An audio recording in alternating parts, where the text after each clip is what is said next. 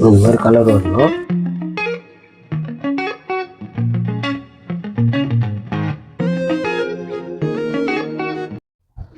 எல்லோருக்கும் வணக்கம். இன்றைக்கி வந்து காலிஃப்ளவரில் கட்லெட் பண்ணுறேன் பாருங்கள். பாயில் பண்ணி வச்சுக்கிறேன். கொஞ்சம் காலிஃப்ளவர் எடுத்துருக்கிறேன். இதுக்கு வந்து கரம் மசாலா, கொஞ்சம் சில்லி பவுட்ரு, தனியா பவுட்ரு, ஹல்தி பவுட்ரு, இது வந்து கொஞ்சம் காஷ்மீர் சில்லி நல்லா கலராக இருக்கணுன்றதுக்காக. இது வந்து உப்பு, ஜிஞ்சர் கார்லிக் பேஸ்ட்டு, இது வந்து பேஷனு கடல மாவு, இது ரைஸ் பவுட்ரு. இதில் வந்து கொத்தமல்லி தழை வெட்டி வச்சுக்கிறேன், க்ரீன் சில்லியும் கொஞ்சம் வெட்டி வச்சுக்கிறேன். இப்போ இது 3 காரம் போடுறதுனால இதில் க்ரீன் சில்லி வந்து கொஞ்சம் போட்டால் டேஸ்ட் டிஃப்ரெண்ட்டாக இருக்குன்னு கொஞ்சம் கொஞ்சமாக போட்டுக்கிறேன். இப்போ இதை வந்து நம்ம ஜாரில் போட்டுக்கலாம். ஃபஸ்ட்டு எது போடுறோம்னாக்கா, இந்த சில்லி அடியில் மையாத இருக்கும், அதனால் க்ரீன் சில்லியும் கொத்தமல்லி தழையும் போட்டுக்கலாம். இப்போ இதை போட்டுட்டு பிற்பாடு கொஞ்சம் கரம் மசாலா, ஒரு 1/2 ஸ்பூன், கொஞ்சமாக மஞ்சள்தூள் லைட்டாக போட்டுக்கலாம்.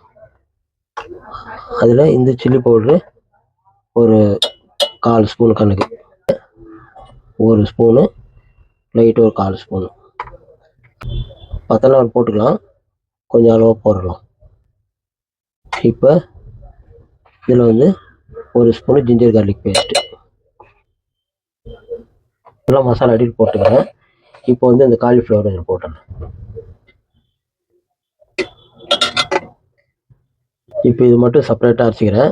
இந்த மசாலா வந்து மாவு ரெண்டும் அதில் போட்டு மிக்ஸ் இதெல்லாம் இஞ்சி பூண்டெல்லாம் போட்டாச்சு.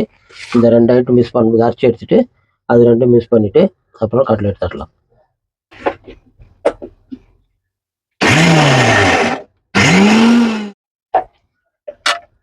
இவ்வளோ வந்து சாஃப்டாக இருக்குது.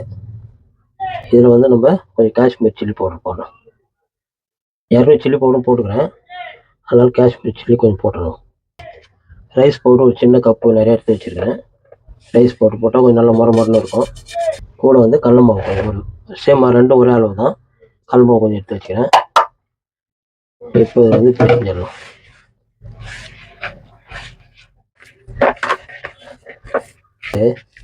கையில் இப்படியே படாத இருக்கணும். இப்போ நம்ம இதில் என்ன பண்ணுறோம், லைட்டாக அது எண்ணெய் ஊற்றணும். கொஞ்சம் எண்ணெய் ஊற்றிட்டு எண்ணெயில் தான் ஃப்ரை பண்ண போகிறோம். இப்போ வந்து இது நீங்கள் அப்படியே வச்சுருந்தீங்கன்னா கொஞ்சம் நேரம் விட்டாங்கன்னா கூட ட்ரை ஆகாது.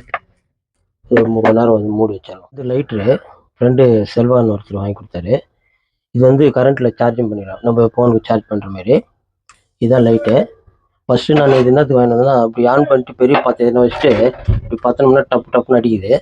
இப்போ நம்ம இப்படியே ஆஃப் பண்ணிவிட்டு சும்மா அப்படின்னாக்க கூட பாருங்கள் எரியுது. இது ரொம்ப யூஸ்ஃபுல்லாகும் வீட்டுங்களுக்கு. இது ரொம்ப நல்லாவும் ஸ்டைலாகவும் இருக்குது. இந்த லைட் யூஸ் பண்ணுறதுனால அது டப் டப்னு அடிச்சுக்கின்னு ரொம்ப நேரம் இருக்குது. இது சும்மா இப்படி காமிச்சாலுமே எரியுது. அதனால் இந்த லைட்ரு வாங்கி கொடுத்த ஃப்ரெண்டு செல்வாவுக்கு ரொம்ப நன்றி. இப்போ வந்து தவா ஃப்ரை தான் பண்ணுறேன். ஏன்னா நம்ம சொல்கிறது வந்து இன்னொருத்தருக்கு புரிகிற மாதிரி இருக்கணும். ஏன்னா கட்லெட்டு செய்ய தெரிஞ்சுட்டு கிரம்பெல்லாம் போடணும் தட்டினுக்கிறாங்க அப்படின்னு கொஞ்சம் கஷ்டமாக இருக்கும். நம்ம இது வந்து கட்லெட் தான் பேர், ஆனால் நம்ம வடை சுடுற மாதிரி கையால் தட்டி போட்டுடலாம், ஈஸியாக இருக்கும் வேலை.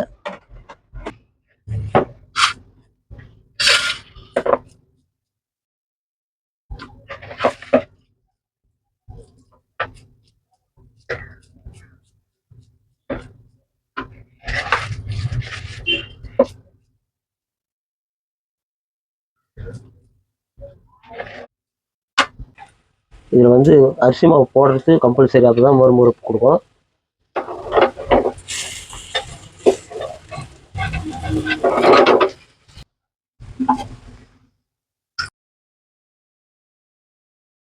இந்த மாதிரி கலர் வரணும். ஆனால் அது ஒரு சீக்கிரமாக திருப்பி பார்த்துட்டேன்.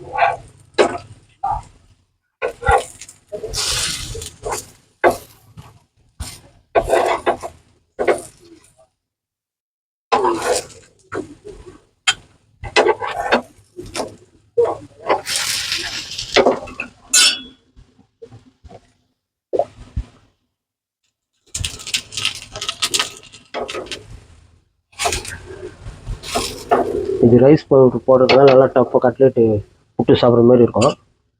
எல்லாம் கோல்டன் ரொம்ப பிளாக்காக தீ வச்சு சாப்பிடுவோம், ஏன்னா எல்லாம் வெந்து போய் தான் இருக்குது. இப்போ இது வந்து நம்ம எடுத்து ஒரு பிளேட்டில் வச்சிடுறேன்.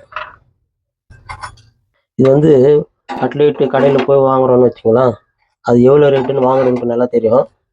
இது நம்ம வீட்டில் செஞ்சு கொடுத்தோம்னா 10 பேர் இல்லை 20 பேர் கூட சாப்பிட்லாம். அதனால் எவ்வளோ கெஸ்ட் வந்தாலும் நம்ம வீட்டில் செஞ்சு கொடுக்கலாம். பாரு எவ்வளோ கட்லெட் வந்துக்குது, 2, 4, 6, 8 கட்லெட் வந்துச்சு. ஒரு இது எவ்வளோ காலிஃப்ளவர் தான் போட்டேன். சூப்பராக வந்துக்குது கட்லெட்டு. பாரு எல்லாம் உள்ள வரைக்கும் நல்லா வந்துருக்குது. நாங்கள் உப்பு செக் பண்ணுறது யாரும் பார்க்கவே இல்லை. நாங்கள் சொல்லவும் இல்லை, நாங்களும் இதில் பார்க்கல.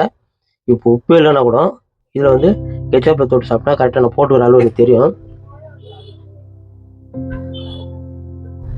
எல்லாம் கரெக்டாக இருக்குதுங்க. ஒன்றும் நாங்கள் செக் பண்ண அவசியம் இல்லை. சூப்பராக இருக்குது. நீங்களும் வீட்டில் ட்ரை பண்ணுங்கள். எல்லாருக்கும் வணக்கம். பாய் பாய்.